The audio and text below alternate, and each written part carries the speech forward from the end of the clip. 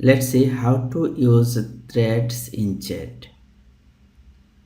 Like we have a space. I send a message like please prepare a laptop for new joiner.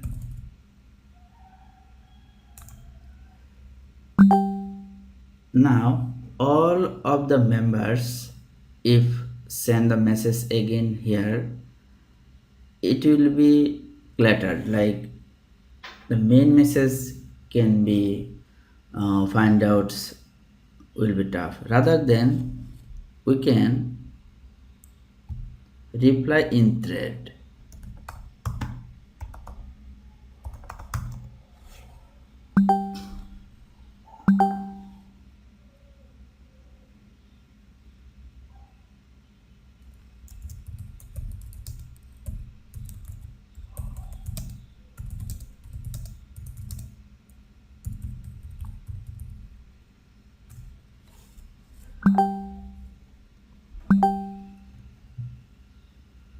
Now we can see all of the main message replied in this thread. Thank you for watching.